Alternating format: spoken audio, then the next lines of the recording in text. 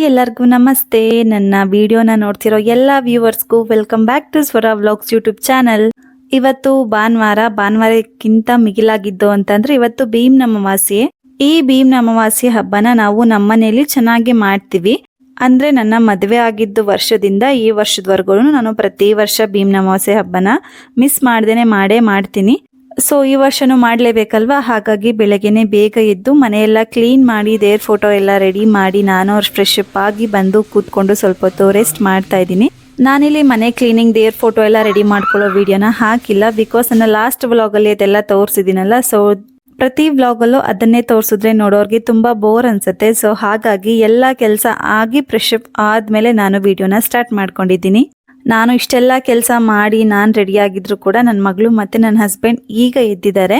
And ಹಾಗೆ ನನಗೆ ಬಿಸಿನೀರಲ್ಲಿ ಸ್ನಾನ ಮಾಡಿದ್ಮೇಲೆ ತುಂಬಾ ಹೊತ್ತು ಸುಧಾರಿಸ್ಕೋಬೇಕಾಗುತ್ತೆ, ಸಖತ್ತು ಸುಸ್ತು ಕೂಡ ಆಗುತ್ತೆ. ಸೊ ಇವತ್ತು ಪೆಕ್ಕುಮ್ಮಗೆ ಸ್ಕೂಲ್ ಕೂಡ ರಜಾ ಇದೆ, ಹಾಗಾಗಿ ಎಲ್ಲ ನಿಧಾನಕ್ಕೆ ಆದ್ರೂ ಏನೋ ತೊಂದರೆ ಇಲ್ಲ ಅಂತ ಅಂದ್ಬಿಟ್ಟು ನನ್ನ ಪಾಡಿಗೆ ನಾನು ಕೆಲಸಗಳನ್ನ ನಿಧಾನಕ್ಕೆ ಮಾಡ್ಕೊಂಡು ಹೋಗ್ತಾ ಇದ್ದೀನಿ. ಅಷ್ಟರಲ್ಲೇ ಮನೆ ಮುಂದೆಲ್ಲ ರಂಗೋಲಿ ಬಿಡಿಸಿ ನನ್ನ ದೇವ್ರ ಮನೆಯನ್ನ ನನಗೆ ಎಷ್ಟು ಬೇಕೋ ಅಷ್ಟು ಸಿಂಪಲ್ ಆಗಿ ರೆಡಿನೂ ಮಾಡ್ಕೊಂಡ್ಬಿಟ್ಟಿದ್ದೆ, ಬಿಕಾಸ್ ನಿನ್ನೆಯನ್ನ ಪೂಜೆ ಮಾಡಿದ್ನಲ್ಲ. ಸೊ ಇವತ್ತು ಸ್ವಲ್ಪ ಸಿಂಪಲ್ ಆಗಿನೇ ರೆಡಿ ಮಾಡಿದೀನಿ. ಇವತ್ತಿನ ಬೆಳಗಿನ ಟಿಫನ್ಗೆ ಪನ್ನೀರ್ ಫ್ರೈಡ್ ರೈಸ್, ಹಾಗೆ ದೇವ್ರ ನೈವೇದ್ಯಕ್ಕೆ ಸ್ವಲ್ಪ ಸ್ವೀಟ್ ಮಾಡ್ಕೊಳ್ಳೋಣ ಅಂತ ನಾನು ಕಿಚನ್ಗೆ ಬಂದಿದ್ದೀನಿ.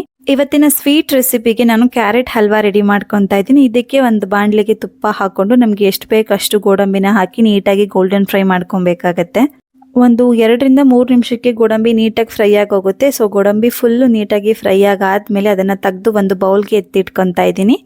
ನೆಕ್ಸ್ಟ್ ಒಂದು ಮುಷ್ಟಿಯಷ್ಟು ನಾನು ದ್ರಾಕ್ಷಿನ ಅದೇ ತುಪ್ಪದಲ್ಲಿ ಫ್ರೈ ಮಾಡ್ಕೊತಾ ಇದ್ದೀನಿ. ನಮ್ಮ ಮನೇಲಿ ಗೋಡಂಬಿ ಎಲ್ಲರಿಗೂ ಇಷ್ಟ ಆಗುತ್ತೆ, ದ್ರಾಕ್ಷಿ ಅಷ್ಟೇನು ಇಷ್ಟ ಆಗಲ್ಲ, ಸೈಡಲ್ಲಿ ತೆಗ್ದಿಟ್ಬಿಡ್ತಾರೆ. ಸೊ ಹಾಗಾಗಿ ಸ್ವಲ್ಪನೇ ಹಾಕಿ ಫ್ರೈ ಮಾಡ್ಕೊತಾ ಇದ್ದೀನಿ. ಅಂಡ್ ಹಾಗೆ ನಾನು ಫ್ರೈ ಆಗಿರೋ ದ್ರಾಕ್ಷಿನ ಸಪ್ರೇಟ್ ಬೌಲ್ಗೇನು ಹಾಕೊಳಕ್ ಹೋಗಿಲ್ಲ, ಗೋಡಂಬಿ ಫ್ರೈ ಮಾಡಿ ಹಾಕೊಂಡಿದ್ದ ಬೌಲ್ಗೆ ನಾನಿಲ್ಲಿ ತೆಗ್ದು ಹಾಕೊತಾ ಇದ್ದೀನಿ. ನೆಕ್ಸ್ಟ್ 4 ಮೀಡಿಯಂ ಸೈಜ್ ಕ್ಯಾರೆಟ್ ಅನ್ನ ಸ್ವಲ್ಪ ಚಿಕ್ಕದಾಗಿ ತುರ್ದು ಎತ್ತಿಟ್ಕೊಂಡಿದ್ದೆ, ಅದನ್ನು ಕೂಡ ಇವಾಗ ಅದೇ ತುಪ್ಪದಲ್ಲಿ ಹಾಕಿ ಫ್ರೈ ಮಾಡ್ಕೊತಾ ಇದ್ದೀನಿ. ಮಿನಿಮಮ್ ಒಂದು 5-6 ನಿಮಿಷ ಫ್ರೈ ಮಾಡಿದ್ರೆ ಸಾಕಾಗುತ್ತೆ, ಅದು ಘಮ ಬಿಟ್ಕೊಳ್ಳುತ್ತೆ. ಮತ್ತೆ ಹಾಗೆ ಕ್ಯಾರೆಟ್ ಕಲರ್ ಕೂಡ ಚೇಂಜ್ ಆಗಿ ಮ್ಯಾಂಗೋ ಕಲರ್ಗೆ ಬರುತ್ತೆ ಕ್ಯಾರೆಟ್ ಇದೆಯಲ್ಲ ಅದು. ಸೊ ಅಲ್ಲಿವರೆಗೂ ಫ್ರೈ ಮಾಡಿ ನಾನಿಲ್ಲಿ ಹಸಿ ನಂದಿನಿ ಹಾಲು ಒಂದು 1/2 ಪ್ಯಾಕೆಟ್ ಹಾಕೊತಾ ಇದ್ದೀನಿ. 1/2 ಲೀಟರ್ ಪ್ಯಾಕೆಟ್ ಅಲ್ಲಿ ಅರ್ಧ ಹಾಕೊಂಡ್ರೆ ಸಾಕಾಗುತ್ತೆ. ಒನ್ಸ್ ಹಾಲು ಹಾಕಿ ಆದ್ಮೇಲೆ ಅದನ್ನ ನೀಟಾಗಿ ಕಲ್ಸ್ಬಿಟ್ಟು ಒಂದು ಲಿಡ್ ನ ಕ್ಲೋಸ್ ಮಾಡಿ ಒಂದು 10 ನಿಮಿಷ ಬಿಡಬೇಕು. 10 ನಿಮಿಷ ಬಿಟ್ರೆ ಅದು ಫುಲ್ ಬೆಂದಿರೋದಿಲ್ಲ, ಬಟ್ ಅದನ್ನ ಕೈ ಆಡ್ಸ್ಕೊಂತಾ ಇರ್ಬೇಕಲ್ಲ. ಸೊ ಹಾಗಾಗಿ ಮತ್ತೆ ಲಿಡ್ ನ ಓಪನ್ ಮಾಡಿ ನಮ್ಗೆ ಕೈ ಆಡ್ಸ್ಕೊಂತಾನೆ ಇರಬೇಕು, ಇಲ್ಲ ಅಂತಂದ್ರೆ ಅದು ಸೈಡ್ಗೆಲ್ಲ ಉಕ್ಕಿ ಬಂದ್ಬಿಟ್ಟಿರುತ್ತೆ ಹಾಲಲ್ವಾ. ಹಾಗಾಗಿ ಮಿನಿಮಮ್ ಇದು ರೆಡಿ ಆಗೋಕ್ಕೆ ಒಂದು 15 ಮಿನಿಟ್ಸ್ ತಗೊಳುತ್ತೆ ಅಷ್ಟೇನೆ. ಒನ್ಸ್ ಹಾಲೆಲ್ಲ ಡ್ರೈ ಆಗಿ ಮತ್ತೆ ಕ್ಯಾರೆಟ್ ಕೂಡ ಬೆಂದಿದೆ ಅಂತ ಗೊತ್ತಾದ್ಮೇಲೆ ಒಂದು ಕನ್ಸಿಸ್ಟೆನ್ಸಿಗೆ ಬರುತ್ತೆ. ಆ ಕನ್ಸಿಸ್ಟೆನ್ಸಿಗೆ ಬಂದಾಗ ಒಂದು 1/2 ಕಪ್ ಸಕ್ಕರೆನ ಮಿಕ್ಸ್ ಮಾಡ್ಕೊಬೇಕು. ಮತ್ತೆ ಅದಕ್ಕೆ ಸ್ವಲ್ಪ ಏಲಕ್ಕಿ ಪುಡಿನ ಹಾಕೊಬೇಕಾಗತ್ತೆ, ಅದ್ರದ್ದು ಕ್ಲಿಪ್ಪಿಂಗ್ಸ್ ಇಲ್ಲಿ ಮಿಸ್ ಆಗಿದೆ. ಒನ್ಸ್ ಎಲ್ಲ ಬೆಂದಾದ್ಮೇಲೆ ಹಲ್ವಾ ಈ ಕನ್ಸಿಸ್ಟೆನ್ಸಿಗೆ ಬಂದಾಗ ನಾವು ಫ್ರೈ ಮಾಡ್ಕೊಂಡಿರೋ ದ್ರಾಕ್ಷಿ ಗೋಡಂಬಿನ ಹಾಕಿ 1-2 ನಿಮಿಷ ಕೈ ಆಡಿಸ್ಬಿಟ್ಟು ಲಿಡ್ ನ ಕ್ಲೋಸ್ ಮಾಡಿದ್ರೆ ಮುಗ್ದೋಗುತ್ತೆ. ನಾನ್ ಮಾಡೋ ಕೆಲವೊಂದು ಸ್ವೀಟ್ ಅಲ್ಲಿ ಈ ಸ್ವೀಟ್ ಕೂಡ ತುಂಬಾ ಕ್ವಿಕ್ ಆಗಿ ರೆಡಿ ಆಗುತ್ತೆ. ಸೊ ನಾನು ಇದನ್ನ ಬೇಗ ಮಾಡ್ಕೊಳ್ಬಹುದಲ್ಲ, ಹಾಗಾಗಿ ಏನಾದ್ರೂ ಎಮರ್ಜೆನ್ಸಿ ಇದ್ದಾಗ ಇದನ್ನೇ ಟ್ರೈ ಮಾಡ್ಕೊಂತೀನಿ. ನೆಕ್ಸ್ಟ್ ನಾನು ಪನ್ನೀರ್ ಫ್ರೈಡ್ ರೈಸ್ ಮಾಡೋದಕ್ಕೆ ಒಂದು ಬಾಂಡ್ಲಿಗೆ ಆಯಿಲ್ ಹಾಕೊಂಡು ನಾನು ಚಿಕ್ಕದಾಗಿ ಕಟ್ ಮಾಡ್ಕೊಂಡಿರುವಂತಹ ಪನ್ನೀರ್ನೆಲ್ಲ ಹಾಕೊಂಡು ಸ್ವಲ್ಪ ನಿಧಾನಕ್ಕೆ ಫ್ರೈ ಮಾಡ್ಕೊಬೇಕು. ಇಲ್ಲ ಅಂತಂದ್ರೆ ಆ ಆಯಿಲ್ ಇನ್ನ ಕಾಯ್ದೇನೆ ಪನ್ನೀರ್ ಹಾಕಿದ್ರೆ, ಇಲ್ಲ ನಾವು ಬೇಗ ಕೈ ಆಡ್ಸಕ್ ಹೋದ್ರೆ ಪನ್ನೀರ್ ಎಲ್ಲ ಉಡ್ದೋಗಿ ಚಿಕ್ಕದಾಗಿ ಪೀಸ್ ಆಗುತ್ತೆ. ಸೊ ನೀಟಾಗಿ ನಿಧಾನಕ್ಕೆ ಫ್ರೈ ಮಾಡ್ಕೊಂಡು ಒನ್ಸ್ ಗೋಲ್ಡನ್ ಬ್ರೌನ್ ಬಂದಿದೆ ಅಂದ ತಕ್ಷಣ ಎತ್ತಿ ಹಾಕೊಂಡ್ಬಿಡ್ಬೇಕು. 1-2 ನಿಮಿಷಕ್ಕೆ ಅದು ಫುಲ್ಲು ಬ್ರೌನ್ ಆಗೋಗ್ಬಿಡುತ್ತೆ, ಅಲ್ಲಿವರೆಗೂ ವೆಯ್ಟ್ ಮಾಡಬಾರ್ದು. ಪನ್ನೀರ್ ನೀಟಾಗಿ ಫ್ರೈ ಆಗಿ ಆದ್ಮೇಲೆ ನಾನು ಒಂದು ಪ್ಲೇಟ್ಗೆ ಅದನ್ನ ನೀಟಾಗಿ ಎತ್ತಿಟ್ಕೊತಾ ಇದ್ದೀನಿ. ಇವಾಗ ಅದೇ ಆಯಿಲ್ಗೆ ಸ್ವಲ್ಪ ಈರುಳ್ಳಿನ ಹಾಕೊತಾ ಇದ್ದೀನಿ. ನಾನು ಫಸ್ಟೇ ಕಟ್ ಮಾಡಿ ಎತ್ತಿಟ್ಕೊಂಡಿದ್ದೆ. ಈರುಳ್ಳಿ ಫುಲ್ ಗೋಲ್ಡನ್ ಬ್ರೌನ್ ಬರೋವರೆಗೂ ನಾವು ಕೈ ಆಡ್ಸ್ಕೊಬೇಕಾಗುತ್ತೆ. ಅದಾದ್ಮೇಲೆ ನಾನಿಲ್ಲಿ ಸ್ವಲ್ಪ ತೇಜೋರ್ದು ಶುಂಠಿ ಬೆಳ್ಳುಳ್ಳಿ ಪೇಸ್ಟ್ ನ ಆಡ್ ಮಾಡ್ಕೊತಾ ಇದ್ದೀನಿ. ಅದು ಕೂಡ ಈರುಳ್ಳಿ ಬೆಳ್ಳುಳ್ಳಿ ಮತ್ತೆ ಶುಂಠಿ ಹಸಿ ವಾಸನೆ ಎಲ್ಲ ಹೋಗೋವರೆಗೂ ನೀಟಾಗಿ ಕೈ ಆಡ್ಸ್ಕೊಂಡ್ ಆದ್ಮೇಲೆ ನಾನು ತರಕಾರಿ ಎಲ್ಲ ಕಟ್ ಮಾಡಿ ಇಟ್ಕೊಂಡಿದ್ದೆ ಅಲ್ವಾ, ಕ್ಯಾರೆಟ್, ಬೀನ್ಸು ಮತ್ತೆ ಕ್ಯಾಪ್ಸಿಕಮ್, ಅದೆಲ್ಲ ಮಿಕ್ಸ್ ಮಾಡ್ಕೊತಾ ಇದ್ದೀನಿ. ಒಂದು 5-6 ನಿಮಿಷಕ್ಕೆಲ್ಲ ತರಕಾರಿ ಫುಲ್ ಬೆಂದೋಗುತ್ತೆ. ತರಕಾರಿ ಒಂದು ಆಯಿಲ್ ಡ್ರೈ ಆದ್ಮೇಲೆ ಸ್ವಲ್ಪ ಉಪ್ಪನ್ನ ಸೇರಿಸ್ಕೊಂಡು ಅದಾದ್ಮೇಲೆ ನಾನು ಪನ್ನೀರ್ ಫ್ರೈ ಮಾಡಿ ಇಟ್ಕೊಂಡಿದ್ನಲ್ಲ ಪನ್ನೀರ್ನು ಕೂಡ ಆಡ್ ಮಾಡ್ಕೊತಾ ಇದ್ದೀನಿ. ಪನ್ನೀರ್ನ ಜಸ್ಟ್ ಆಡ್ ಮಾಡಿ ಮಿಕ್ಸ್ ಮಾಡಿ ತರಕಾರಿ ಜೊತೆಗೆ, ಅದಾದ್ಮೇಲೆ ನಾವು ಮೊದಲೇ ವೈಟ್ ರೈಸ್ನ ಮಾಡಿ ಕುಕ್ಕರಲ್ಲಿ ಎತ್ತಿಟ್ಕೊಂಡಿರ್ತೀವಲ್ವಾ. ಸೊ ಆ ರೈಸ್ನ ನಮಗೆ ಎಷ್ಟು ಕ್ವಾಂಟಿಟಿ ಬೇಕೋ ಅಷ್ಟು ಕ್ವಾಂಟಿಟಿನ ಸೇರಿಸ್ಕೊಬೇಕು. ಸೊ ನಾನಿಲ್ಲಿ ನಮ್ಮನೆಗೆ ಎಷ್ಟು ಕ್ವಾಂಟಿಟಿ ಬೇಕೋ ಅಷ್ಟು ರೈಸ್ನ ಹಾಕೊಂಡ್ಬಿಟ್ಟು, ನಾನು ಯಾವಾಗಲೂ ಫ್ರೈಡ್ ರೈಸ್ ಮಾಡಿದಾಗ ತೇಜು ಫ್ರೈಡ್ ರೈಸ್ ಮಸಾಲಾನ ಯೂಸ್ ಮಾಡ್ತೀನಿ. ಅದ್ರ ಜೊತೆಗೆ ಇವತ್ತು ಸ್ವಲ್ಪ ಬ್ಲಾಕ್ ಪೆಪ್ಪರ್ ಪೌಡರ್ ಹಾಕಿ ಮಿಕ್ಸ್ ಮಾಡ್ಕೊಂಡೆ ಅಷ್ಟೇನೆ.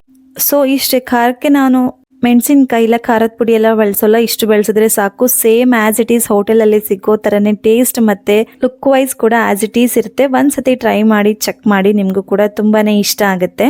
ನೆಕ್ಸ್ಟು ಈ ತಿಂಡಿ ಎಲ್ಲ ಮಾಡಿ ಮುಗ್ದಾದ್ಮೇಲೆ ಅದನ್ನು ಒಂದು ಸೈಡ್ಗೆ ಎತ್ತಿಟ್ಟು ದೇವ್ರ ಮನೆಯನ್ನೆಲ್ಲ ನೀಟಾಗಿ ಕ್ಲೀನ್ ಮಾಡಿ ಇಟ್ಕೊಂಡಿದ್ನಲ್ಲ, ಇವಾಗ ನನ್ನ ಹಸ್ಬೆಂಡ್ ಕಾಲ್ ತೊಳೆದು ಪಾದ ಪೂಜೆ ಮಾಡ್ಬೇಕಲ್ಲ, ಅದಕ್ಕೆ ಏನೆಲ್ಲ ಬೇಕು ಅಂತ ರೆಡಿ ಮಾಡ್ಕೊತಾ ಇದ್ದೀನಿ. ಸೊ ಫಸ್ಟು ಅಕ್ಷತೆ ಬೇಕಾಗಿತ್ತು. ಸೊ ಸ್ವಲ್ಪ ಅಕ್ಕಿಗೆ ಅರಶಿನ ಕುಂಕುಮ ಸ್ವಲ್ಪ ನೀರು ಹಾಕಿ ಅಕ್ಷತೆನ ರೆಡಿ ಮಾಡ್ಕೊತಾರಲ್ವಾ, ಆಸ್ ಇಟ್ ಈಸ್ ಎಲ್ಲರಿಗೂ ಇದು ಗೊತ್ತಿರುತ್ತೆ. ಹಾಗೆ ಅಕ್ಷತೆನ ರೆಡಿ ಮಾಡಿ ಇಟ್ಕೊಂಡೆ.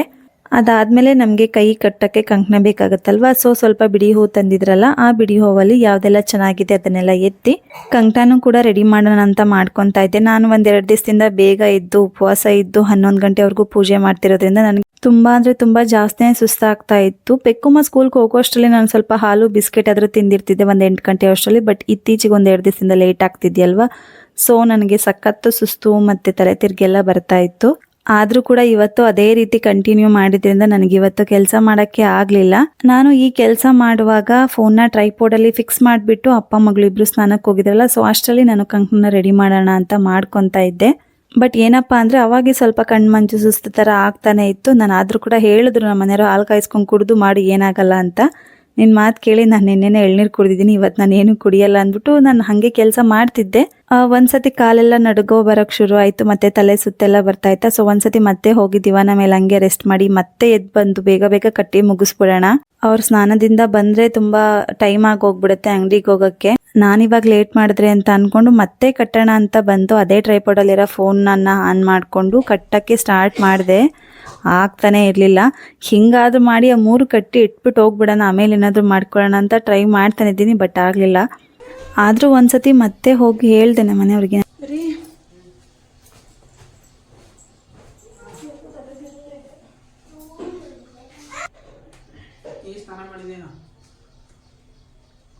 ಮತ್ತೆ ಹೋಗಿ ಅಡುಗೆ ಮನೇಲಿ ನಿಂತಿದ್ರದನ್ನ ನಾನು ನೋಡಿದ್ರೆ ಇನ್ನೇನು ಮಾಡ್ತೀನಿ ನೋಡು ಅಂದರು. ಹಿಂಗೆ ಹೇಳ್ತಿರ್ತಾರೆ ಅಂತ ಅಂದ್ಬಿಟ್ಟು ಲಾಸ್ಟ್ ಕಟ್ಟಿ ಇಟ್ಬಿಟ್ಟೆ ಹೋಗ್ಬಿಡೋಣ ಅಂದ್ಬಿಟ್ಟು ಬಂದೆ. ಬಟ್ ಆಗಲಿಲ್ಲ. ಹೆಂಗೆ ಬಿದ್ದೆ ಅಂದರೆ ಅದನ್ನು ನೆನೆಸ್ಕೊಂಡ್ರೆ ಇವಾಗ ನಗು ಬರುತ್ತೆ. ಆವಾಗ ಪ್ರೆಸೆಂಟ್ ಸಿಚುವೇಶನ್ಗೆ ನಮ್ಮ ಕಿಚನ್ ಶೆಲ್ಫ್ ಸರಿಯಾಗಿ ಹೊಡ್ಕೊಂತು ಭುಜಕ್ಕೆ. ನಾನು ಫೋರ್ಸ್ ಆಗಿ ಬಿದ್ನಲ್ಲ, ಹಾಗಾಗಿ ಗೊತ್ತೇ ಆಗಲಿಲ್ಲ. ಸುಮ್ಮನೆ ಕಟ್ತಾ ನಿಂತಿದ್ದೋಳು, ಅದು ಹೆಂಗೆ ಬಿದ್ದೆ ಅಂತಲೇ ಗೊತ್ತಿಲ್ಲ. ಕೆಳಗಡೆ ನಾನು ಗ್ಲಾಸ್ದು ಕಪ್ಸ್ಗಳೆಲ್ಲ ಇಟ್ಕೊಂಡಿದ್ನಲ್ಲ, ಅದ್ರ ಮೇಲೆ ಸರಿಯಾಗಿ ಬಿದ್ದೆ ಆ ರ್ಯಾಕ್ ಮೇಲೆ. ನಾನು ಅಷ್ಟು ಜೋರು ಸೌಂಡಲ್ಲಿ ಬಿದ್ದರೂ ಕೂಡ ಅವರು ಪೆಕ್ಕುಮಾಗೆ ವಾಶ್ರೂಮಲ್ಲಿ ಸ್ನಾನ ಮಾಡಿಸ್ತಿದ್ರಲ್ಲ ಡೋರ್ ಹಾಕಿ, ಸೊ ಅವಳು ಜೋರಾಗಿ ಕಿರಿಸ್ತಾ ಇದ್ಲು. ಅವ್ರಿಗೆ ವಾಯ್ಸೇ ಕೇಳಿಸಿಲ್ಲ ನಂದು. ಒಂದು ಸ್ನಾನ ಮುಗಿಸಿ ಟವಲ್ ಕೊಡು ಅಂತ ಕೇಳ್ತಿದ್ರಲ್ಲ.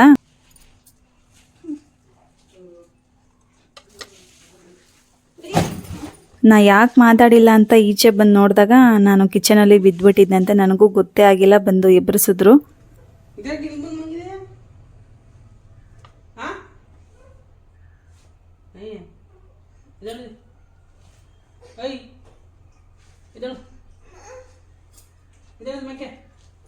ಒಳ ಮಂಕಿ ನೋಡಿ ಹೇಳು, ಎದಳು ಎದಳು ಮ್ಯಾಕೆ ಇಲ್ಲೇ ಹಾಕೊಂಡೆ. ಮತ್ತೆ ಸ್ನಾನ ಮಾಡ್ಕೊಂಡು ಬಿಸಿ ನೀರು ಮಲ್ಕೊಂಡ್ 5 ನಿಮಿಷ ಅಂದ್ರೆ ಹೇಳಿ ಕೇಳಕ್ಕಲ್ಲ. ಎದಳು ಮ್ಯಾಕಿಲ್ಲ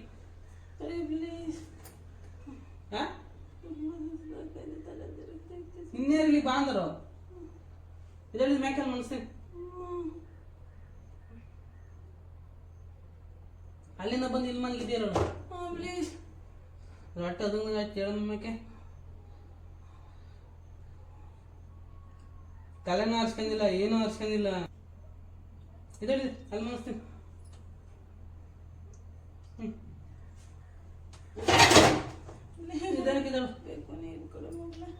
ಇದಳಿ ಬೇಕೆ ಅಲ್ಲಿ ಮನ್ಕ ಇದಳು. ಅಲ್ಲಿಂದ ಇಲ್ಲಿಗೆ ಯಾಕೆ ಬಂದೆ ನೀನು? ಇದಳು ನಿಧಾನಕ್ಕೆ ಇದಳು ಇದಳು ನಿಧಾನಕ್ಕೆ.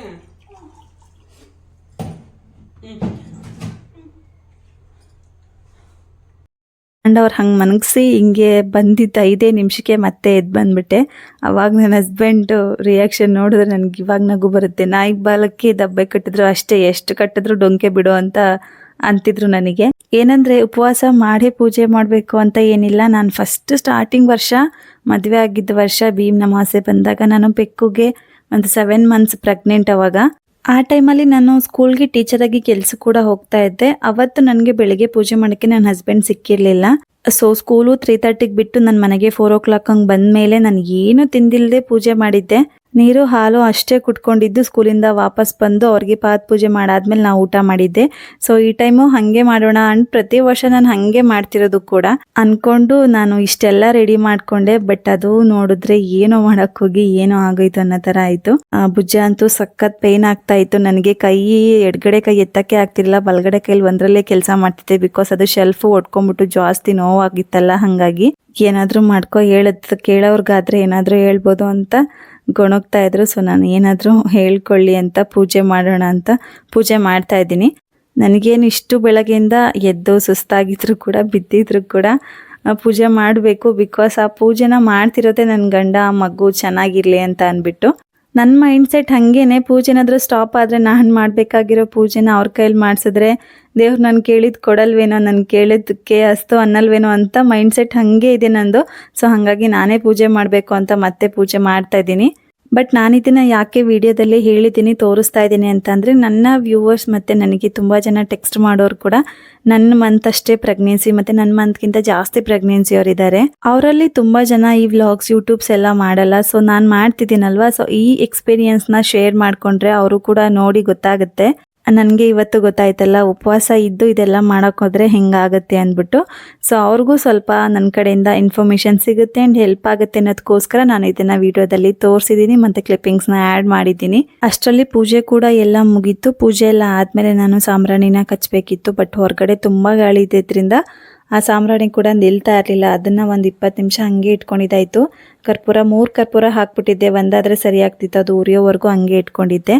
ನೋಡಿ ಇಲ್ಲಿ ನನ್ನ ಮಗಳು ಕೂಡ ರೆಡಿಯಾಗಿ ನಿಂತಿದ್ದಾಳೆ. ನನ್ನ ಮಗಳು ಹಾಕಿರೋ ಡ್ರೆಸ್ ಬಂದ್ಬಿಟ್ಟು ಅವಳಿಗೆ 2022ನೇ ವರ್ಷದ ಅವಳ ಬರ್ಡೇಗೆ ತಗೊಂಡಿದ್ದು. ಇವಾಗ ತುಂಬಾ ಶಾರ್ಟ್ ಆಗ್ಬಿಟ್ಟಿದೆ, ಇನ್ನೂ ಇಟ್ಕೊಂಡ್ರೆ ತುಂಬಾ ಶಾರ್ಟ್ ಆಗುತ್ತೆ. ಬಟ್ ಅದು ಹೆವಿ ಇರೋದ್ರಿಂದ ಅವಳು ಹಾಕೊಳ್ಳಲ್ವಲ್ಲ, ಸೊ ಹಿಂಗಾದ್ರೂ ಹಾಕಿ ಅದನ್ನ ಯೂಸ್ ಮಾಡ್ಕೊಳ್ಳೋಣ ಅಂತ ಇವತ್ತು ಅದನ್ನೇ ಹಾಕಿ ಅವಳಿಗೆ ಸಿಂಪಲ್ ಆಗಿ ರೆಡಿ ಮಾಡ್ತಾ ಇದ್ದೀನಿ. ಅವಳಿಗೆ ಇನ್ನೂ ಕೂಡ ನಾನು ಯಾವುದೇ ಕಾಸ್ಮೆಟಿಕ್ಸ್ ಎಲ್ಲ ಯೂಸ್ ಮಾಡಲ್ಲ. Same Himalaya baby cream and ಹಿಮಾಲಯದ್ದೇನೆ ಪೌಡರ್ ಮತ್ತೆ ಹಿಮಾಲಯ ಸೋಪೇ ಯೂಸ್ ಮಾಡೋದು. ಊಟ ಮಾಡಿಬಿಟ್ಟು ಮತ್ತೆ ರೆಸ್ಟ್ ಮಾಡಿ ಫಸ್ಟ್.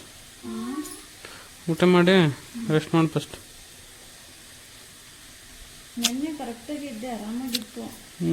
ಎಲ್ಲ ನೀನು ಬಸ್ಸರಿನ ಮೇಲೆ ಎಲ್ಲ ಮೇಕಪ್ ಮಾಡ್ಕೊಂಡು ಹೊರಗಡೆ ಹೋಗ್ಬಾರ್ದು. ಚೆನ್ನಾಗಿ ಕಾಣ್ತಾವಳೆ. ಸೀರೆ ಉಡ್ಕೊಂಡು ಎಷ್ಟು ಚೆನ್ನಾಗಿ ಕಾಣ್ತೀವಿ ಅಂದರೆ ಅದೇ ದೃಷ್ಟಿ ಹಿಂಗೆ ಗೊತ್ತಾ. ಅದೇ ಮೈಕೈ ನೋವು ಬರೋದು, ಹೊಟ್ಟೆ ನೋವು ಬರೋದು, ಹಂಗೆ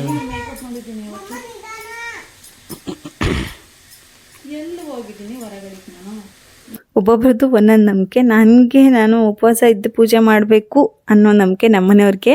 ಅವಳು ಉಪವಾಸದಿಂದ ತಲೆ ತಿರುಗಿ ಬಿದ್ದಿದ್ದಾಳೆ ಅಂತ ಅಲ್ಲ, ಯಾರೋ ನೋಡಿ ದೃಷ್ಟಿ ಆಗಿದೆ ಅದಕ್ಕೆ ತಲೆ ತಿರುಗಿ ಬಿದ್ದಿದೆಯಾ, ಇದೆಲ್ಲ ಹಾಕೊಂಡಂಗೆ ಈಚೆ ಹೋಗ್ಬೇಡ, ಅದು ಬೇರೆ ಅಮಾವಾಸ್ಯೆ ಇವತ್ತು, ಹೋಗಿ ಕೆಂಪು ಬಣ್ಣದ ಸೀರೆ ಉಟ್ಟಿದ್ಯಾ, ಕಪ್ಪು ಬಣ್ಣದ ಸೀರೆ ಉಟ್ಟಿದ್ಯಾ ಅಂತ ಎಲ್ಲ ಹೇಳ್ತಾ ಇದ್ರು.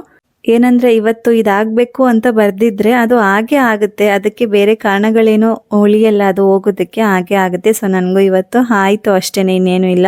ಸೊ ಫೈನಲಿ ಮಗಳನ್ನು ರೆಡಿ ಮಾಡಿ ನಿಲ್ಲಿಸಿ ಮಗಳ ಜೊತೆ ಸ್ವಲ್ಪ ಫೋಟೋಸ್ ಎಲ್ಲ ಕ್ಲಿಪ್ಪಿಂಗ್ಸ್ ಎಲ್ಲ ತಗೊಂಡು ನಾನು ನಮ್ಮ ಮನೆಯವ್ರದ್ದು ಪಾದ ಪೂಜೆಗೆ ರೆಡಿ ಮಾಡ್ಕೊಳ್ಳೋಣ ಅಂತ ಎಲ್ಲ ದೇವ್ರ ಮನೇಲಿ ಇಟ್ಟು ಪೂಜೆ ಮಾಡ್ಕೊಂಡಿದ್ನಲ್ಲ, ಸೊ ಅದನ್ನೆಲ್ಲ ತೆಗ್ದು ಈಚೆ ಇಡ್ತಾ ಇದ್ದೆ ಒಂದೊಂದೇನೆ.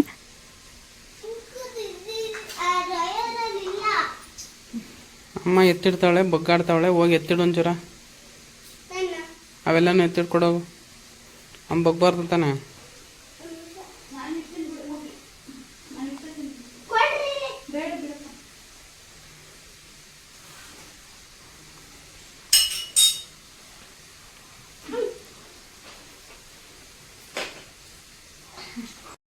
ಎಲ್ಲಾನು ಫೈನಲಿ ರೆಡಿ ಮಾಡ್ಕೊಂಡು ಆದಮೇಲೆ ನಾನು ನಮ್ಮ ಮನೆಯವ್ರಿಗೆ ವರ್ಷ ಪಾದ ಪೂಜೆ ಮಾಡೋಕ್ಕೆ ಒಂದು ದೊಡ್ಡ ತಟ್ಟೆ ಥರದ್ದು ಇಟ್ಕೊಂಡಿದ್ದೆ. ಬಟ್ ಅದನ್ನು ಯಾವಾಗಲೂ ಊರಿಗೆ ಹೋದಾಗ ಊರಿಗೆ ಹೋಗಿ ಹಾಕ್ಬಿಟ್ಟಿದ್ದೀವಿ, ಅದು ತುಂಬ ದೊಡ್ಡದಾಗಿತ್ತು, ಅದು ಸರಿ ಆಗ್ತಿತ್ತು. ಸೊ ಇವಾಗ ಅದು ಇಲ್ವಲ್ಲ ಅಂತ ಅಂದ್ಬಿಟ್ಟು ನಾವು ಊಟ ಮಾಡೋ ತಟ್ಟೆ ಇರುತ್ತಲ್ಲ ಅದನ್ನೇ ತಗೊಂಡು ಬಂದು ತೊಳಿತಾ ಇದ್ದೀನಿ. ನನಗೆ ವಿಡಿಯೋನ ಎಡಿಟ್ ಮಾಡಿ ವಾಯ್ಸ್ ಕೊಡುವಾಗ ಆ ಸಿಚುವೇಶನಲ್ಲೆಲ್ಲ ನಮ್ಮ ಮನೆಯವರು ಕಾಮಿಡಿ ಮಾಡಿರ್ತಾರಲ್ಲ, ಸೊ ಅದು ನೆನಪಾಗಿ ಸ್ವಲ್ಪ ನಗು ಬರ್ತಿರುತ್ತೆ ಅಷ್ಟೇ. ಹೀಗೆ ನಿನಗೆ ಕೆಳಗಡೆ ಕುತ್ಕೊಂಡು ಬಗ್ಗೆ ಎಲ್ಲ ಪೂಜೆ ಮಾಡೋಕ್ಕಾಗಲ್ಲ, ಒಂದು ಕೆಲಸ ಮಾಡ್ತೀನಿ, ನಾನೇ ಕಾಲ್ ಮೇಲೆ ಎತ್ತಿಟ್ಕೊತೀನಿ, ಅಲ್ಲೇ ಪೂಜೆ ಮಾಡಿಬಿಡು ಅಂತ ಹೇಳ್ತಿದ್ರಲ್ಲ. ಸೊ ಈ ಸಿಚುವೇಶನ್ಗೆ ಅದು ನೆನೆಸ್ಕೊಂಡು ನಗು ಬಂತು ಅಷ್ಟೇನೆ. ಭೀಮ್ ಅಮಾವಾಸ್ಯೆಯಲ್ಲಿ ನಮ್ಮ ಮನೆಯವ್ರದ್ದು ಪಾದ ಪೂಜೆ ಮಾಡ್ತಿದ್ದು ನಾನು ಇದು 7ನೇ ಸತಿ. ನಾನು ನಮ್ಮ ಮದುವೆ ಆದಮೇಲೆ ಪ್ರತಿ ವರ್ಷನೂ ಕೂಡ ಈ ಪೂಜೆನ ಮಾಡೇ ಮಾಡ್ತೀನಿ, ಯಾವ ವರ್ಷನೂ ಕೂಡ ಒಂದು ಸತಿನೂ ಮಿಸ್ ಮಾಡಿಲ್ಲ.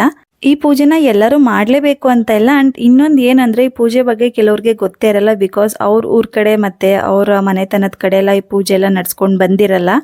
ಸೊ ಅಂಥವ್ರು ಏನು ಮಾಡ್ತಾರೆ, ಮನೇಲೇ ಪೂಜೆ ಮಾಡಿಕೊಂಡು ಸುಮ್ಮನೆ ಆಗ್ತಾರೆ. ಬಟ್ ನಮ್ಮನೆ ಕಡೆ ಎಲ್ಲ ಇದನ್ನೆಲ್ಲ ಮಾಡ್ತಿದ್ರು, ನಾವು ನೋಡ್ತಾ ಇದ್ವಲ್ಲ. ಸೊ ಮದುವೆ ಆದಮೇಲೆ ಅದು ಕೂಡ ಹಾಗೇನೆ ಕಂಟಿನ್ಯೂ ಆಯಿತು. ನನಗೆ ಈ ಪಾದ ಪೂಜೆ ಮಾಡೋದೆಲ್ಲ ಅಷ್ಟು ಹಿಂಸೆ ಆಗಲ್ಲ. ಕೆಳಗಡೆ ಬಗ್ಗಿ ಹಣೆಲಿ ಆ ಕಾಲ್ ಮೇಲಿರುವಂಥ ಅಕ್ಷತೆನ ಎತ್ಕೊಬೇಕಲ್ಲ, ಅದು ಸ್ವಲ್ಪ ಹಿಂಸೆ ಅನ್ನಿಸ್ತು ಅಷ್ಟೇ. ಸೊ ನಾನು 3 ಸತಿ ಕಾಲು ತೊಳೆದು 3 ಸತಿನೂ ಪೂಜೆ ಮಾಡ್ತೀನಿ. ಬಟ್ ಆದರೆ ಅಕ್ಷತೆನ ಈ ಸತಿ ಒಂದೇ ಸತಿ ಎತ್ಕೊಂಡೆ. ಸಾಕು ನೀನು ಪದೇ ಪದೇ ಎತ್ಕೊಳ್ಳಂಗಿದ್ರೆ ಅಲ್ಲಿ ಅಕ್ಷತೆ ಹಾಕೋದೇ ಬೇಡ, ಸುಮ್ಮನೆ ನಾನೇ ಹರಡ್ಕೊಂಡ್ಬಿಡ್ತೀನಿ ಕಾಲ ಮೇಲೆಲ್ಲ, ಒಂದೇ ಸತಿ ಬಗ್ಗಿದ್ದು ಸಾಕು ನೀನು ಅಂದ್ರಲ್ಲ. ಸೊ ಹಾಗಾಗಿ ನಾನು 3 ಸತಿ ಅಕ್ಷತೆ ಎತ್ಕೊಂಡ್ಲಿಲ್ಲ, ಒಂದೇ ಸತಿ ಹಣೆಯಲ್ಲಿ ಎತ್ಕೊಂಡಿದ್ದು. ಈ ಭೀಮ್ ಅಮಾವಾಸ್ಯೆ ಪೂಜೆನ ಯಾಕೆ ಮಾಡ್ತಾರೆ ಅನ್ನೋದ್ರ ಬಗ್ಗೆ ನನಗೆ ತುಂಬಾ ಅಷ್ಟೊಂದು ಕ್ಲಾರಿಟಿ ಇಲ್ಲ. ಅಂಡ್ ಇದ್ರ ಬಗ್ಗೆ ಏನಾದ್ರೂ ಕತೆ ಇದ್ರೆ ಅಥವಾ ಈ ಪೂಜೆ ಹೇಗೆಲ್ಲ ನಡ್ಸ್ಕೊಂಡ್ ಬಂದಿದ್ರು ಅನ್ನೋದ್ರ ಬಗ್ಗೆ ಯಾರಾದ್ರೂ ಹೇಳಿದ್ರೆ ನನಗೆ ಗೊತ್ತಾಗ್ತಿತ್ತೇನೋ, ಬಟ್ ನನಗೆ ಯಾರೋ ಹೇಳಿಲ್ಲ. ಸೊ ಗೊತ್ತಿಲ್ಲದೆ ಇರೋದನ್ನ ನಾನು ವಿಡಿಯೋದಲ್ಲಿ ಶೇರ್ ಮಾಡಿದ್ರೆ ಸರಿಯಾಗಲ್ಲ ಅನ್ಕೊಂಡು ಈ ಪೂಜೆ ಬಗ್ಗೆ ನಾನು ಅಷ್ಟೇನು ಇನ್ಫಾರ್ಮೇಶನ್ ಕೊಟ್ಟಿಲ್ಲ. ಬಟ್ ಪೂಜೆನ ಹೇಗೆ ಮಾಡ್ತಾರೆ ಅಂತ ಗೊತ್ತು ಅಷ್ಟೇ. ಒಂದು ತಟ್ಟೆಯಲ್ಲಿ ಅವ್ರ ಗಂಡಂದ್ರ ಕಾಲನ್ನ ಇಟ್ಕೊಂಡು ಫಸ್ಟು ನೀಟಾಗಿ ತೊಳೆದು ಆಮೇಲೆ ಅರಿಶಿನ ಕುಂಕುಮ ಮತ್ತೆ ರೆಡಿ ಮಾಡ್ಕೊಂಡಿರೋ ಅಕ್ಷತೆನ 2 ಹೆಬ್ಬೆರಳು ಮಧ್ಯದಲ್ಲಿ ಇಡ್ತಾರೆ ಮುಂದೆ. ನೆಕ್ಸ್ಟಿಗೆ ಹೂವು ಹಾಕ್ಬಿಟ್ಟು ಗಂಧದ ಕಡ್ಡಿ ಮತ್ತೆ ಕರ್ಪೂರದಲ್ಲಿ ಪೂಜೆ ಮಾಡಿ ಅವ್ರಿಗೆ ಏನು ಇಷ್ಟಾರ್ಥ ಇರುತ್ತೆ, ಸೊ ಹೆಣ್ಮಕ್ಳು ಆ ಇಷ್ಟಾರ್ಥನ ಕೇಳ್ಕೊತಾರೆ. ಸೊ ಒನ್ಸ್ ಪೂಜೆ ಎಲ್ಲ ಮಾಡಿ ಮುಗಿದ್ಮೇಲೆ ಗಂಡಂದ್ರ ಕೈಗೆ ಕಂಕಣನ ಕಟ್ಟಿ ಗಂಡಂದ್ರಿಗೆ ಮಾಡಿದ್ದ ಪೂಜೆನ ಮುಗಿಸ್ತಾರೆ. ಅದಾದ್ಮೇಲೆ ಗಂಡಂದ್ರು ಹೆಂಡತಿದಿರಿಗೆ ಅರಶಿನ ಕುಂಕುಮನ ಹಣೆಗೆ ಮತ್ತೆ ನೆತ್ತಿಗೆ, ಅದಾದ್ಮೇಲೆ ತಾಳಿ ಸರಕ್ಕೂ ಕೂಡ ಇಡ್ತಾರೆ. ನೆಕ್ಸ್ಟ್ ತಲೆಗೆ ಹೂ ಮುಡ್ಸಿ ಅದಾದ್ಮೇಲೆ ಹೆಂಡತಿ ಕೈಗೂ ಕೂಡ ಕಂಕಣ ಕಟ್ಟಿ ಹೆಂಡತಿ ಲಾಸ್ಟ್ಗೆ ಕಾಲ್ಗೆ ಬಿದ್ದು ಆಶೀರ್ವಾದ ತಗೊಳ್ಳುವಾಗ ಅವರು ಅಕ್ಷತೆ ಹಾಕಿ ಆಶೀರ್ವಾದ ಮಾಡ್ತಾರೆ. ನಾನು ಈ ಲಾಸ್ಟ್ 3 ವರ್ಷದಿಂದ ನನ್ನ ಮಗಳಿಗೂ ಕೂಡ ಕುಂಕುಮ ಇಟ್ಟು ಅವಳಿಗೂ ಕೂಡ ಒಂದು ಚಿಕ್ಕ ಕಂಕಣನ ರೆಡಿ ಮಾಡಿ ನಾನು ನನ್ನ ಹಸ್ಬೆಂಡ್ ಅವಳಿಗೆ ಅಕ್ಷತೆ ಹಾಕಿ ಆಶೀರ್ವಾದ ಮಾಡ್ತೀವಿ. ನಾನು ನನ್ನ ಹಸ್ಬೆಂಡ್ಗೆ ಇಷ್ಟು ವರ್ಷದಿಂದ ಕಾಲು ತೊಳೆದು ಪೂಜೆ ಮಾಡ್ತಿದ್ರು ಕೂಡ ಅವ್ರಿಗೆ ಲಾಸ್ಟಲ್ಲಿ ಅಕ್ಷತೆ ಹಾಕುವಾಗ ಕೇಳ್ತಾರೆ ನಾನು ಇವಾಗ ಏನು ಹೇಳಬೇಕು ಅಂತ. ಸೊ ನಾನೇ ಹೇಳ್ಕೊಡ್ಬೇಕು ಅವ್ರಿಗೆ ಏನಂತ ಆಶೀರ್ವಾದ ಮಾಡಬೇಕು ಅಂತ.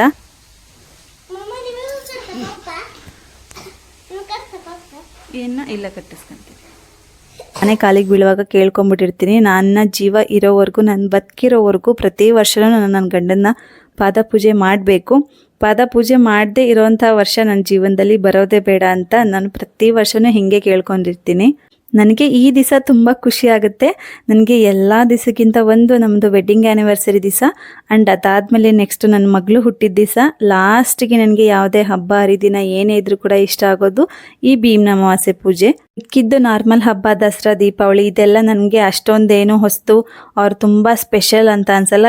ಸೊ ಫೈನಲಿ ಎಲ್ಲ ಪೂಜೆ ಎಲ್ಲ ಮುಗಿಸಿ ಕಾಲಿಗೆ ಬಿದ್ದು ಆಶೀರ್ವಾದ ತಗೊಳ್ಳೋ ಟೈಮು. ಸೊ ಅವರು ಕೂಡ ಆಶೀರ್ವಾದ ಮಾಡಿದರು. ಬೆಳಗ್ಗೆಯಿಂದ ಇದೊಂದು ಆಶೀರ್ವಾದಕ್ಕೋಸ್ಕರ ಇಷ್ಟೊಂದು ಕಷ್ಟ, ಇಷ್ಟೊಂದು ಸುಸ್ತಲ್ಲಿ ಪೂಜೆ ಮಾಡದೆ ಹಸ್ಕೊಂಡು ಇದ್ಕೊಂಡು ಲಾಸ್ಟಿಗೆ ತಟ್ಟೆಯಲ್ಲೇ ಕಾಲಿರುತ್ತಲ್ಲ, ಸೊ ಅದನ್ನು ನೀಟಾಗಿ ಕ್ಲಿಯರಾಗಿ ತೊಳೆದು ಕುಂಕುಮ ಅಕ್ಷತೆ ಹೂವು ಎಲ್ಲ ಹೋಗೋ ಥರ ಒಂದು ಬಟ್ಟೆ ತೊಗೊಂಡು ಒರೆಸಿ ನಾನು ಕಾಲನ್ನ ಕೆಳಗಡೆ ಇಡ್ತಾ ಇದ್ದೀನಿ. ಸೊ ಕಾಲು ತೊಳೆದಿರೋ ನೀರನ್ನ 3 ಸತಿ ಎತ್ತಿ ಹೆಂಡ್ತಿದಿರೋ ಅವ್ರ ತಲೆ ಮೇಲೆ ಹಾಕ್ಕೊಂಡು ಆ ಉಳ್ದಿದ್ದ ನೀರನ್ನ ಈಚೆಗೆ ಬಿಸಾಕ್ಬಿಟ್ಟು ಬರ್ತಾರೆ. ಸೊ ನಾನು ಕೂಡ ಇಲ್ಲಿ ಅದೇ ರೀತಿ ಮಾಡಿದೆ. ಅದಾದಮೇಲೆ ನಾವು ಪೂಜೆ ಮಾಡುವಾಗ ಯಾವುದಾದ್ರೂ ಸ್ವೀಟ್ನ ಗಂಡಂದ್ರಿಗೆ ತಿನ್ನಿಸ್ಬೇಕಿರುತ್ತೆ. ಬಟ್ ನಾನು ಸ್ವೀಟ್ ಮಾಡಿದ್ದನ್ನು ನಾನು ಮರ್ತ್ಬಿಟ್ಟಿದ್ದೆ ಪೂಜೆ ಮಾಡುವಾಗ. ಹಾಗಾಗಿ ಪೂಜೆ ಎಲ್ಲ ಆದಮೇಲೆ ತೊಗೊಂಬಂದು ತಿನ್ನಿಸ್ತಾ ಇದ್ದೀನಿ. ಇನ್ನೊಂದು ಏನಂದರೆ ಇವತ್ತು ಅವ್ರಿಗೆ ಚೆನ್ನಾಗಿದೆಯಾ ಅಂತ ಕೇಳಲೇ ಇಲ್ಲ, ಅವರೇ ಬಾಯ್ಬಿಟ್ಟು ಹೇಳಿದ್ರು ಸೂಪರ್ ಅಂತ. ನನ್ನ ಮಗಳಿಗೂ ಕೂಡ ತುಂಬ ಇಷ್ಟ ಆಯಿತು. ಇನ್ನೂ ಸ್ವಲ್ಪ ಬೇಕು ಅಂತ ಕೇಳಿ ತಿಂತಾ ಇಲ್ಲ. ನಾನಿನ್ನ ಟೇಸ್ಟ್ ಮಾಡಿರಲಿಲ್ಲ. ಸೊ ನಮ್ಮ ಮನೆಯವರು ತಿನ್ನಿಸ್ದಾಗ ನಾನು ತಿನ್ನಲ್ಲ. ಸೊ ನನಗೆ ಇಷ್ಟ ಆಯಿತು. ನಾನು ನೈವೇದ್ಯಕ್ಕೆ ಅಂತ ಮಾಡಿದ್ರಿಂದ ನಾನು ಟೇಸ್ಟ್ ಏನು ಮಾಡಿರಲಿಲ್ಲ, ಶುಗರ್ ಎಷ್ಟಿದೆ ಏನೋ ಅಂತ. ಬಟ್ ನನಗೆ ತುಂಬ ಇಷ್ಟ ಆಯಿತು, ಚೆನ್ನಾಗೇ ಮಾಡಿದ್ದೆ. ಪೂಜೆ ಮಾಡಿದ್ದಷ್ಟೇ ಕೆಳಗಡೆ ಇದ್ದಿದ್ದು ಎಲ್ಲ ನಾನು ಐಟಮ್ಸ್ ಎಲ್ಲ ತೆಗಿಯೋಕ್ಕಾಗಿರಲಿಲ್ಲ. ನನಗೆ ಬಗ್ಗೆ ಇದು ಮಾಡೋಕ್ಕಾಗಲ್ಲ, ಒಂದು 10 ನಿಮಿಷ ಟೈಮ್ ಕೊಟ್ಟರೆ ತೆಗಿತೀನಿ ಅಂದೆ. ಆ ಟೈಮು ಬೇಡ ಏನು ಬೇಡ, ನಾವಿಬ್ಬರು ತೆಗ್ದಿರ್ತೀವಿ ಅಂತ ಅಪ್ಪ ಮಗಳು ಇಬ್ಬರೇ ಸೇರ್ಕೊಂಡು ತೆಗ್ದಿಡ್ತಾ ಇದ್ದಾರೆ. ಅವ್ರು ತೆಗ್ದಿಡೋ ಅಷ್ಟರಲ್ಲಿ ನಾನು ಕೆಳಗಡೆ ಬಿದ್ದಿದ್ದ ಅಕ್ಷತೆ ಎಲ್ಲ ನಾನೇ ತೆಗಿತೀನಿ, ನೀವೇನು ತೆಗಿಯೋದು ಬೇಡ ಅಂತ ಒಂದು ಬಟ್ಟೆ ತಗೊಂಡು ನೀಟಾಗಿ ಒರೆಸ್ಕೊತಾ ಇದ್ದೀನಿ. ನನಗೆ ಸುಸ್ತೊಂದು ಆಗಿಲ್ಲ ಅಂದರೆ ಈ ರೀತಿ ಕೆಲಸಗಳೆಲ್ಲ ನನಗೆ ಕಷ್ಟ ಅಂತ ಅನ್ಸೋದೇ ಇಲ್ಲ. ಬಟ್ ನನಗೆ ಸುಸ್ತಾಗಬಾರ್ದು ಅಷ್ಟೇ, ಹಾಗಿದ್ರೆ ಎಷ್ಟಾದರೂ ಕೆಲಸ ಮಾಡ್ಕೊತೀನಿ. ಇದೆಲ್ಲ ಆದಮೇಲೆ ಇವತ್ತು ನಮ್ಮನೆ ಮೇನ್ ಡೋರಲ್ಲಿ ಮೇಲ್ಗಡೆ ಕಟ್ಟಿರ್ತೀವಲ್ಲ ಅಂಕೋಲೆ ಕಡ್ಡಿ, ಅದನ್ನು ಪ್ರತಿ ಮನೇಲೂ ಕೂಡ ಚೇಂಜ್ ಮಾಡ್ತಾರೆ ವರ್ಷಕ್ಕೊಂದ್ಸತಿ. ಅದು ಇವತ್ತೇನೆ.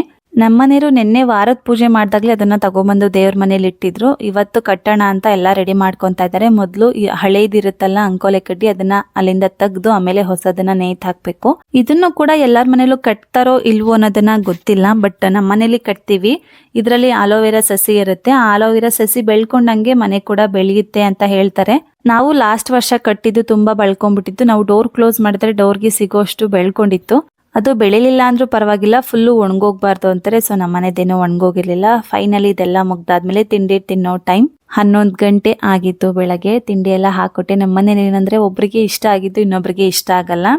ನನ್ನ ಮಗಳಿಗೆ ಪನ್ನೀರ್ ಫ್ರೈಡ್ ರೈಸ್ ತುಂಬ ಇಷ್ಟ ಆಗುತ್ತೆ, ಬಟ್ ನನ್ನ ಹಸ್ಬೆಂಡ್ಗೆ ಪನ್ನೀರ್ ಫ್ರೈಡ್ ರೈಸ್ ಅಷ್ಟು ಇಷ್ಟ ಆಗಲ್ಲ. ಸೊ ಪನ್ನೀರೆಲ್ಲ ತೆಗೆದು ಬರೀ ಫ್ರೈಡ್ ರೈಸ್ ತಿಂತಾರೆ.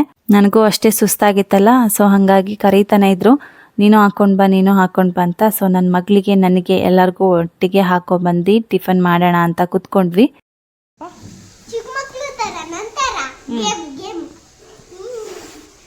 ಊಟ ಮಾಡಬೇಕ ಬೇಗ. ಊಟ ಮಾಡುವಾಗ ಫೋನ್ ನೋಡ್ಕೊಂಡು ಗೇಮ್ ಆಡ್ತಿದ್ದಾರೆ ಅಂತ ಹಂಗೆ ಹೇಳ್ತಿದ್ದಾಳೆ ಅಷ್ಟೇನೆ. ನೆಕ್ಸ್ಟ್ ತಿಂಡಿ ಎಲ್ಲ ಮುಗಿಸ್ಕೊಂಡು ಅವರು ಅಂಗಡಿಗೆ ಹೋಗ್ಬೇಕಿತ್ತಲ್ಲ, ಸೊ ಹೊರಟ್ರು. ನಾನು ಇನ್ನೇನು ಮನೇಲೆ ರೆಸ್ಟ್ ಮಾಡ್ಬೇಕಲ್ಲ, ಸೊ ಅವರು ಹೋಗೋವರೆಗೂ ಹೊರಗಡೆ ಇದ್ದು ಅವ್ರಿಗೆ ಕಳ್ಸ್ಕೊಟ್ಟು ಮತ್ತೆ ಬರ್ತೀನಿ. ಇವತ್ತಿನ ವ್ಲಾಗ್ ಇಷ್ಟೇನೆ. ಯಾರೆಲ್ಲ ನನ್ನ ವಿಡಿಯೋನ ನೋಡ್ತೀರಾ ದಯವಿಟ್ಟು ಲೈಕ್ ಅಂಡ್ ಸಬ್ಸ್ಕ್ರೈಬ್ ಮಾಡೋದನ್ನ ಮರಿಬೇಡಿ ಅಂತ ಹೇಳ್ತಾ ಥ್ಯಾಂಕ್ ಯು ಫಾರ್ ವಾಚಿಂಗ್.